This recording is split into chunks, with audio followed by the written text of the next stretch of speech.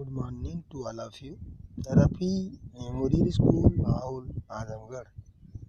हाँ बच्चों, जहाँ तक कल पढ़ाया गया था आज उसके बाद से आप पढ़िए। लोन पुकार का बेटा शहर पहुँच गया। यह कहानी एक भोले भाले सीधे बच्चे की है और वह मंत्री का बेटा था जो उसी भोले होने का उसके पिताजी बहुत चिंतित रहते थे। इसलिए अब उस बच्चे की कुछ दिमाग को विकसित करने के लिए कुछ परीक्षाएं ले रहे हैं। किस तरह करें इस बच्चे का दिमाग आगे बढ़े। लोनपो गार का बेटा शहर पहुंच गया, मगर इतने बोरे जौ खरीदने के लिए उसके पास रुपए ही कहाँ थे। वह इस समस्या पर सोचने विचारने के लिए सड़क किनारे बैठ गया। अपने भेड़ियों के साथ वो सड़क किनारे बैठ गया, मगर कोई हल उसकी समझ में ही नहीं आ रहा था। बच्चा क्या करे, 100 बोरे जौ कहाँ से ले आए, क्योंकि भेड़ियों को चरा रहा था। राजा ने तो मंत्री ने तो कह दिया, लेकिन अब वो 100 बोरे जौ लाने के लिए उसके पास पैसे तो मंत्री ने, उसके पिता ने पैसे तो दिया ही नहीं था।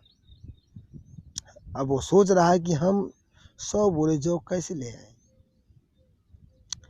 बहुत दुखी था। तभी एक लड़की उसके सामने आ खड़ी हुई। वह जहाँ बैठा अपने भेड़ों के साथ बैठा था, सड़क पर भेड़े चर रहे थे और एक लड़की देखी कि ये बालक बैठा हुआ नीचे सिर रखे हुए क्यों सोच रहा है, जरा इसके पास समझाएं। एक लड़की उसके सामने जब आ खड़ी हुई, क्या बात है, तुम इतनी दुखी क्यों हो, तुम इतनी दुखी क्यों हो। लोनपो गार के बेटे ने अपना हाल क्या सुनाया।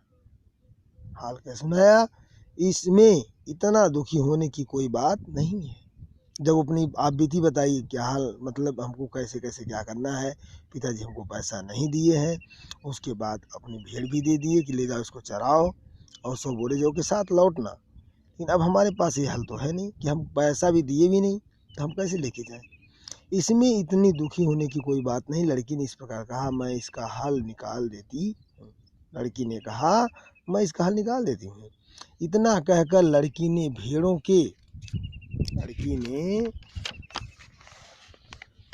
के बाल उतारे और उन्हें बाजार में बेच दिया। जो रुपए मिले उनसे जौ के 100 बोरे खरीद कर उसे घर वापस भेज दिया। कि लड़की चालाक थी, लड़की इसके दिमाग से तेज थी।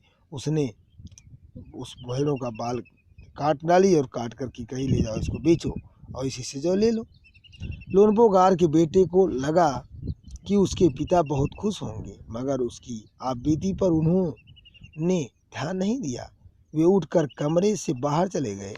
दूसरे दिन उन्होंने अपने बेटे को बुलाकर कहा, पिछले बार भेड़ों के बाल उतरकर बेचना मुझे जरा भी पसंद नहीं आया। अब तुम दोबारा उन्हीं भेड़ों को लेकर जाओ, उनके साथ जौ के 100 बोरे लेकर ही लौटना।